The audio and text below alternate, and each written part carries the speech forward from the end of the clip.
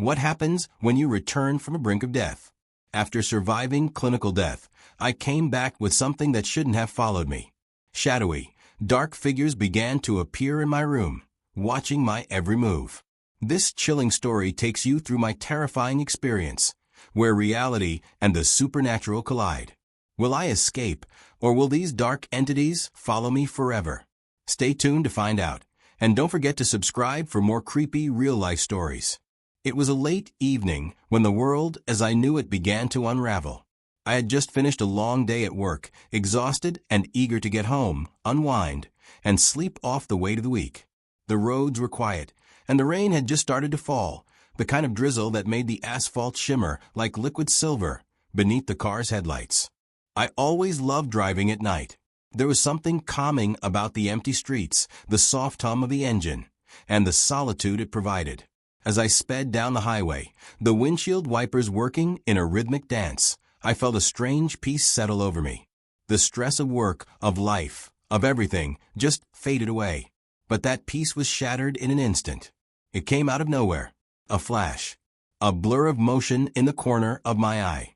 I barely had time to react. The next thing I knew, the world spun, the car swerved violently, and I was no longer in control. The sound of screeching tires, the crunch of metal, the shattering of glass. It all happened too quickly, like a nightmare playing out in real time. The car careened off the road and smashed into a tree with a deafening crash. My head slammed into the steering wheel, and everything went black. I don't know how long I was unconscious, but when I opened my eyes again, everything felt wrong. I wasn't in the car anymore. I wasn't even in my body. I was floating, suspended in an endless, empty void. There was no ground beneath me, no walls around me, no sky above me, just an all-consuming darkness that seemed to stretch on forever. It wasn't silence, though. It wasn't quiet. There was a constant hum, a low vibration in the air, like the murmur of something just out of reach, something ancient and unknowable. I couldn't move, couldn't speak, couldn't even scream. And then I saw them. They appeared slowly, as though materializing from the very shadows themselves. At first it was just a flicker, barely a presence, like a blur in my peripheral vision. But then they were there, standing in front of me. I couldn't make them out clearly, not fully. They were too otherworldly, too intangible.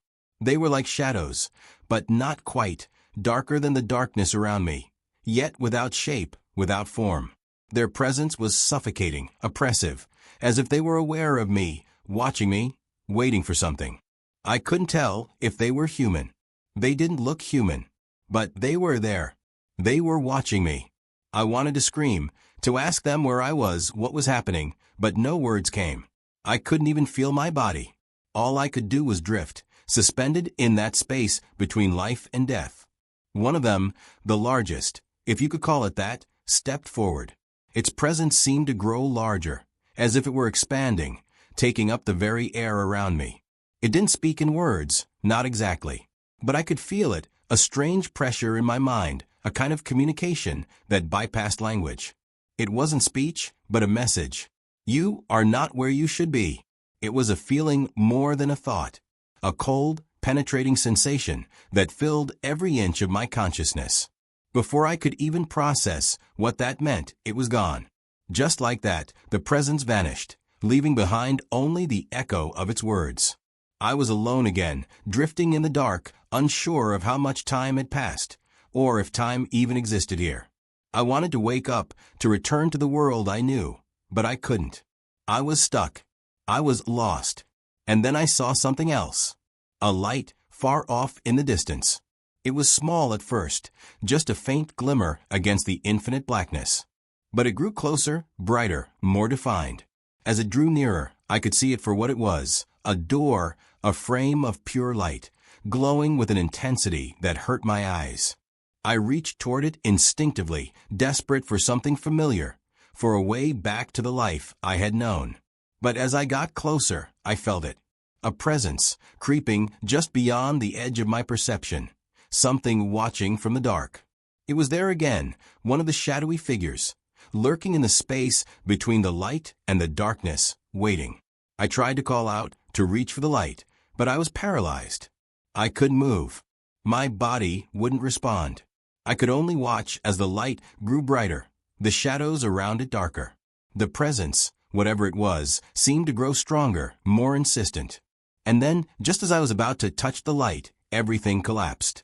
The light flickered once, then extinguished entirely. The shadows surged forward, filling the space, drowning the light, and I was left alone again, suspended in the cold, suffocating dark. The figures were gone. The light was gone. And just as quickly, I felt myself being pulled, yanked, back to my body. The next thing I knew, I was awake. The harsh beeping of machines. The sterile smell of the hospital. The pain, sharp and immediate, coursing through my body. I tried to move, to speak, but it was as if my body had forgotten how. My limbs were heavy, unresponsive. I struggled to make sense of what had just happened. The dark, the shadows, the light. It all felt like a dream, but it didn't feel like a dream at all. My heart raced as the memory of those figures, those dark shapes, pressed against my mind. They were real. I knew they were real. And they were still out there. The room around me was blindingly bright, and the sterile smell of antiseptic lingered in the air, thick and overwhelming. I lay in a hospital bed, my body tethered to a maze of wires and tubes. The pain was sharp, like thousands of needles piercing my skin, but there was also a strange emptiness inside me, a hollow feeling that was hard to explain. As I opened my eyes fully, the world felt distant. It was as if I had just woken from a dream, but the dream was real, and the real world seemed like a fading memory. My head throbbed, the remnants of the crash and the accident swirling in my mind. I could hear muffled voices in the distance, but I couldn't make out their words. "She's awake," a voice said, faintly, as if coming from underwater. Another voice responded, softer, more distant. "How long has it been?" The voices faded again, and I slipped in and out of consciousness, lost in a haze of confusion. My body felt foreign to me, like I was trapped in someone else's skin. The pain was there, but the physical sensations didn't seem to connect with the emotions I felt. My mind was still back in that dark, empty void. I tried to sit up, but a wave of dizziness hit me. My body felt heavy, as if gravity had multiplied.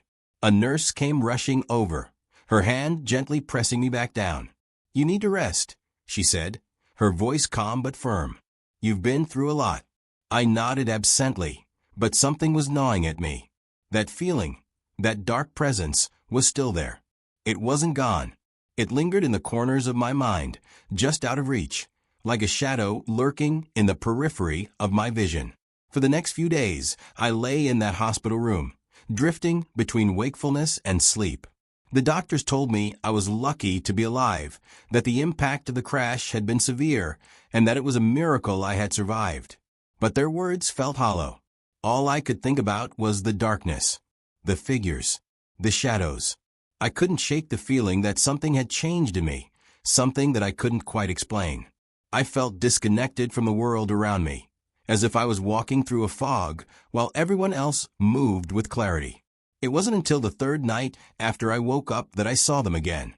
It happened while I was lying in bed, staring at the ceiling, unable to sleep. The hospital was quiet, almost eerily so. The dim glow of the moon filtered through the curtains, casting long shadows across the room. I closed my eyes for just a moment, and when I opened them again, the shadows were different. I froze, my heart skipping a beat. The shapes were there, hovering at the edge of my vision. At first, I thought it was just the trick of light, the way shadows shifted with the passing of time. But these weren't normal shadows. They moved too fluidly, too unnaturally. They didn't belong in the world of light and sound. One of the shapes shifted, elongating, and then seemed to step closer to me. I couldn't move. I wanted to scream, but my mouth was dry, and my throat was tight. It was as if the air itself had thickened, become heavy with dread. And then I felt it, a coldness, like the air had dropped several degrees, and my breath came out in sharp, shallow gasps. The shadow before me seemed to grow darker, more defined, and in that moment I realized it wasn't just a shadow, it was a presence. I heard it then, a whisper. It wasn't a voice, not really, but more like a feeling, An impression, something that brushed against my mind like a ghostly touch. You shouldn't be here. I shuddered, trying to pull myself away, but I couldn't move. The feeling of coldness increased, and the whisper grew louder, more insistent, repeating the same words over and over. You shouldn't be here. I tried to speak, to call out, but no sound escaped my lips. The pressure on my chest intensified, and I could feel something pressing in on me, as if the walls themselves were closing in. My heart raced in my chest, thudding loudly in my ears. I was suffocating. Just as I thought I couldn't bear it any longer, the shadows pulled back, retreating into the corners of the room, fading into nothingness. The temperature returned to normal, and I could breathe again, though my chest still felt tight, as if something unseen was lingering just beyond my reach. I sat up, my pulse racing, my body trembling uncontrollably. I looked around the room, half expecting the shadows to reappear, but it was just the quiet hospital room. The moonlight, the soft rustling of the curtains, it all seemed too ordinary. But I knew it wasn't. I had seen them again. Those figures, those dark shapes that had haunted me in the void. They weren't just dreams. They weren't just memories of an accident. They were real, and they were following me. The hospital was no longer a place of safety. It had become something else entirely, something suffocating, a holding cell for the strange presence that lingered in the corners of my mind. I couldn't escape the feeling that something was wrong. It wasn't just the shadows, the coldness, or the whispers. It was the sensation of being watched, the feeling of being followed, even in the most ordinary moments. Each time I closed my eyes, the figures would appear, flickers at the edges of my vision, a dark shape in the corner of the room, or the fleeting sensation of something watching me from just beyond the reach of light. The hospital, with its pale walls and humming fluorescent lights, began to feel like a dream, a surreal world that had shifted into something far darker. The doctors told me I was physically recovering well. The injuries from the crash had been severe, but they would heal. I would be able to walk again, they assured me.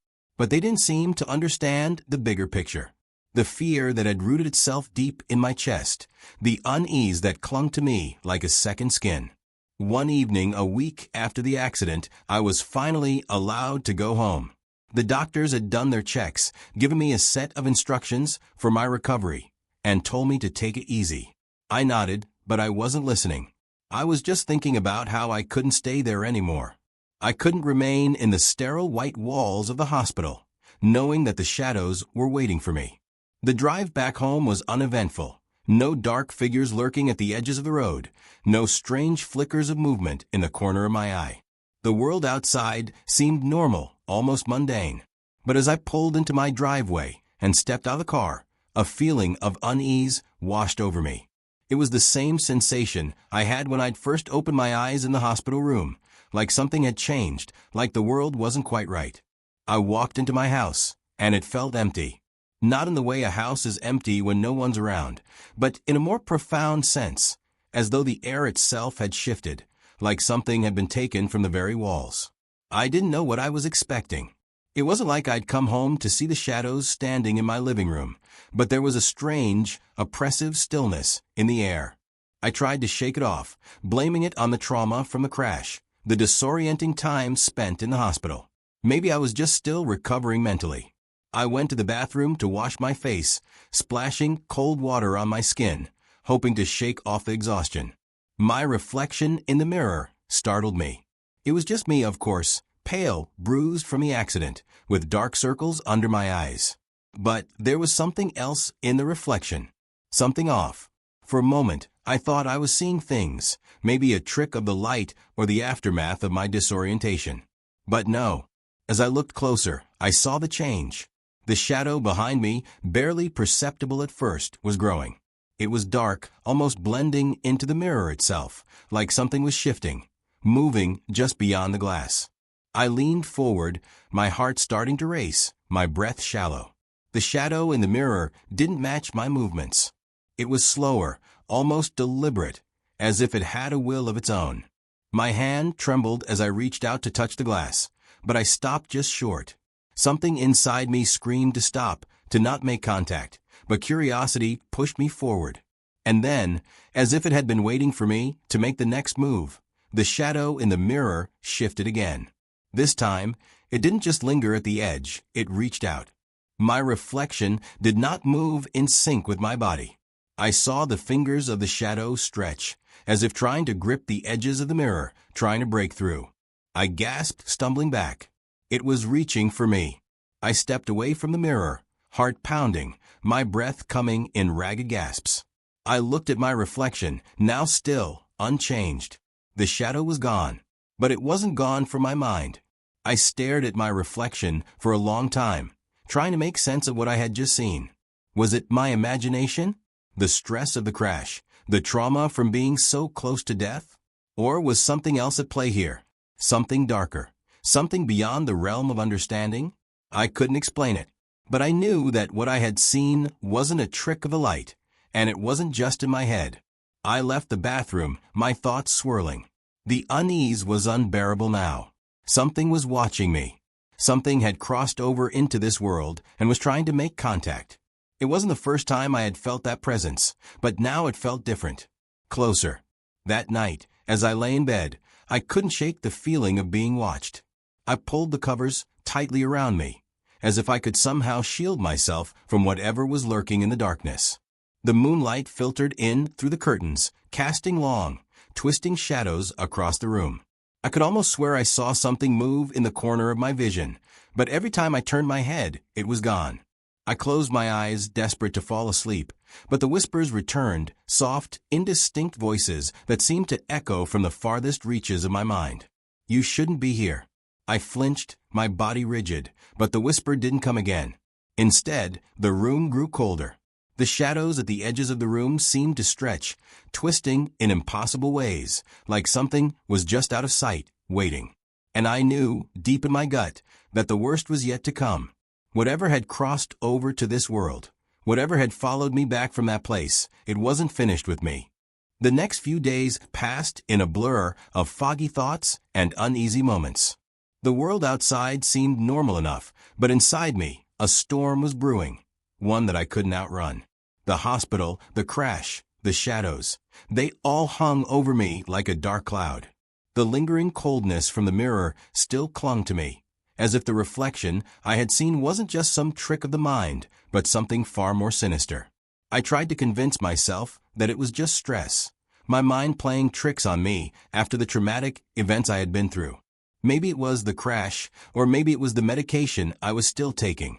I tried to talk myself out of what I had experienced, but every time I closed my eyes, the memories of that night, of the shadows, the whispers, the figures, came rushing back. It wasn't long before they came again. I had been lying in bed, unable to sleep, my mind racing with thoughts of what I had seen. The moonlight filtered in through the curtains, casting a pale glow across the room. The silence was overwhelming, almost suffocating. The kind of silence that felt too still, too unnatural, like the world was holding its breath. That's when I saw them. At first, it was just a flicker in the corner of my eye, a shadow moving where there shouldn't be one. My pulse quickened as I turned my head, but there was nothing. Only the usual shadows in the room, the ones that formed from the light and furniture. I breathed a sigh of relief, telling myself it was just my imagination. But then it happened again, another flicker, this time closer. And then a third, followed by the unmistakable sensation that I wasn't alone. I sat up in bed, heart pounding in my chest, eyes scanning the room for any sign of movement. The shadows stretched unnaturally long, twisting in ways they shouldn't have. And then I saw them. Figures, tall, dark, and indistinct, hovered in the doorway of my bedroom.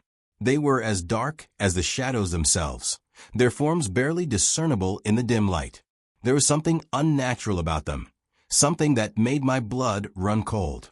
The air in the room grew thick, heavier than before, as if it had been drained of oxygen. I couldn't move. I couldn't scream. My body was frozen, trapped in place by a force I couldn't understand. The figures didn't move, not at first. They just stood there, in the doorway, watching me. I could feel their gaze on me, but I couldn't see their eyes. No, they didn't have eyes, not in the way that humans do. They had something darker, something empty, like they were voids themselves. I could feel the emptiness pouring out of them, a suffocating presence that filled the room. The air was so cold now that I could see my breath. My heart was beating so loudly that it drowned out everything else. And then I heard it, the faintest whisper, barely audible but unmistakable. "You shouldn't be here." It was the same words, the same chilling whisper I had heard before. I wanted to scream, to run, to do anything to escape, but I couldn't. I couldn't move, couldn't make a sound. I was trapped, paralyzed by the terror that gripped me. The figures started to move then, their movements slow and deliberate, gliding through the air with a sickening grace. They didn't walk, they drifted, as though they weren't bound by the same rules that governed the physical world. They moved closer to me, their forms growing clearer, more distinct with every passing second. I could see their outlines now, tall, thin, and vaguely human in shape, but there was nothing human about them. Their bodies were like dark smoke, shifting and warping in impossible ways, as if their very existence defied logic. I couldn't breathe. The cold was unbearable now, the temperature in the room dropping rapidly. I wanted to shut my eyes, to block it all out, but I couldn't look away. I couldn't tear my gaze from them, from the blackness that had taken shape before me. And then, as if they had been waiting for something, they spoke again. "You cannot escape." The voice wasn't a voice at all, not really. It was more like a feeling, a pressure against my mind, like their words were invading my thoughts without permission. The words reverberated in my skull, echoing in every corner of my mind. I still couldn't move. I still couldn't speak. And then, just as suddenly as they had appeared, they were gone. The temperature in the room shot back up, and the shadows retreated, leaving nothing but the pale glow of the moonlight. My breath came in ragged gasps, and my chest ached as though I had been holding my breath for hours. I blinked rapidly, trying to convince myself that it had all been some horrible nightmare. But deep down, I knew it wasn't. It was real. I sat there in the dark, trembling, unable to process what had just happened. The figures had been real, they had been in my room, and they were not done with me. I had seen them before in fleeting glimpses, but this time, they had come for me. I pulled the covers around myself, trying to shake off the cold that had settled into my bones. I wanted to run, to leave this house, to escape whatever dark force had followed me back from that place. But I couldn't. I didn't even know where to go. I felt so small, so insignificant, trapped in a nightmare that had no end. The only thing I knew for sure was that I couldn't stay here anymore. I had to find out what they were, why they were following me, and why they seemed to want something from me. But as I lay in the dark, the oppressive weight of the silence pressing down on me, I couldn't shake the feeling that I was running out of time. I couldn't sleep that night, not a wink. Every time I closed my eyes, the image of those dark figures hovered just behind my eyelids, their cold presence etched into my mind. The echo of their words, "You cannot escape," reverberated in my skull like a drumbeat, relentless and unyielding. I could still feel the weight of their gaze, the oppressive silence that had filled the room when they were there. I didn't understand what was happening to me. I didn't know what these things were or why they were haunting me, but I knew one thing for certain. They weren't going away. If anything, they were growing stronger, more real, more tangible. The next day, I tried to act like everything was normal. I went through the motions, ate, showered, dressed, but I couldn't shake the feeling that I was being watched, that they were still there, lurking just beyond the corner of my eye. I tried to distract myself. I went for a walk, hoping the fresh air would clear my mind. I even called a few friends, hoping to feel some semblance of normalcy, to remind myself that life wasn't all shadows and whispers. But no matter where I went, no matter how hard I tried to focus on something else, I couldn't escape the feeling that something was wrong. I needed answers. I needed to understand what was happening to me, what those things were, and why they were so determined to make me their focus. I sat down at my desk that night, a glass of water trembling in my hand as I opened my laptop. My mind was racing, my thoughts scattered, but I knew what I had to do. I had to search for answers. I couldn't wait any longer. The internet was a vast sea of information, most of it irrelevant, but I didn't care. I typed in a few key phrases: shadowy figures haunting, paranormal entities following, and dark figures in mirrors. I didn't expect much. The internet was full of people claiming to have had experiences with the supernatural, but I wasn't like them. I didn't believe in ghosts or demons. I had always considered myself a skeptic, someone who needed tangible proof before believing in anything that couldn't be explained. But now I was desperate. I needed something to explain what had been happening to me.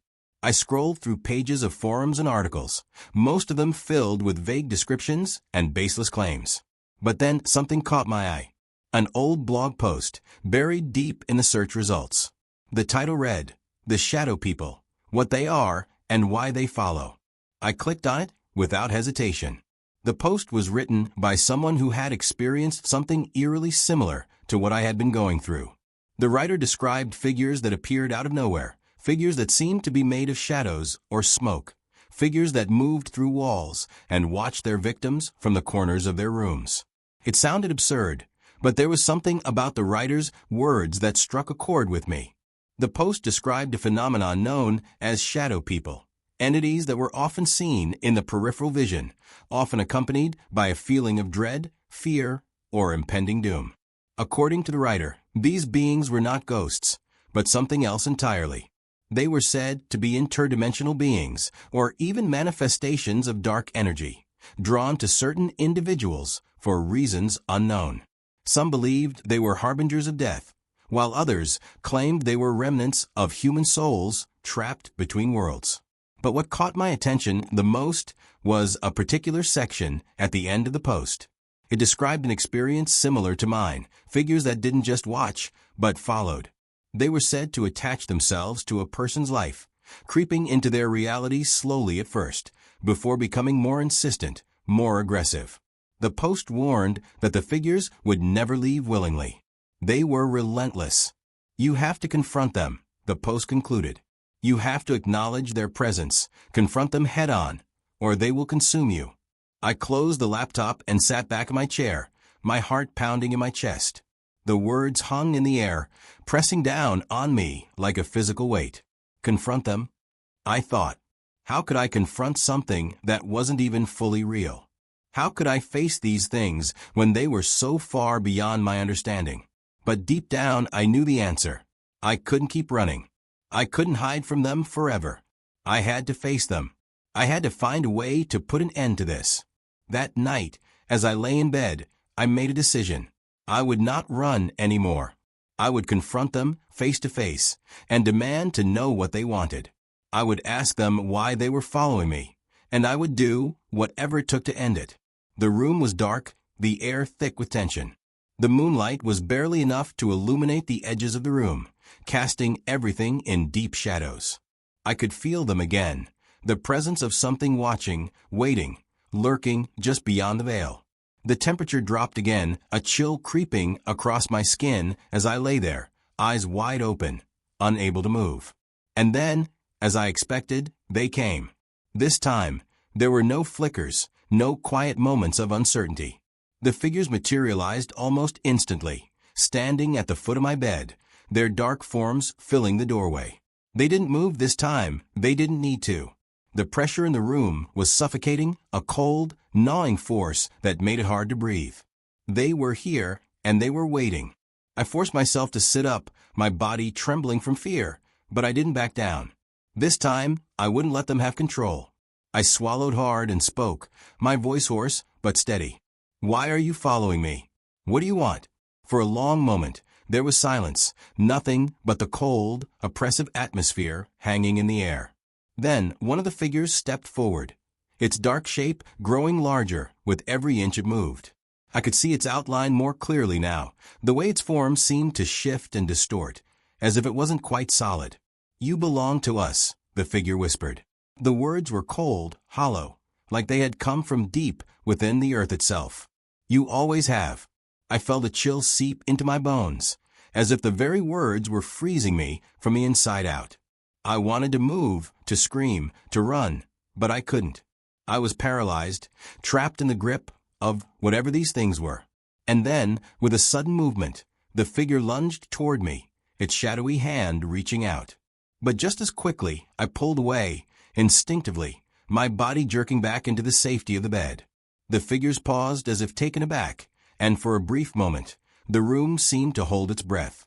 And then, as if on cue, the figures vanished. Gone just like that. I was left alone, gasping for air, my heart racing in my chest. But I knew one thing for certain now: they weren't done. This was only the beginning. The shadows might have been left behind, but the mystery still lingers. What really happens after death? Is there a world beyond this one? Or was I just seeing things? My journey doesn't end here, and neither does the terror. If you want to hear more spine-chilling stories and unexplained encounters from real life, make sure to hit that subscribe button and turn on notifications. You won't want to miss what's coming next.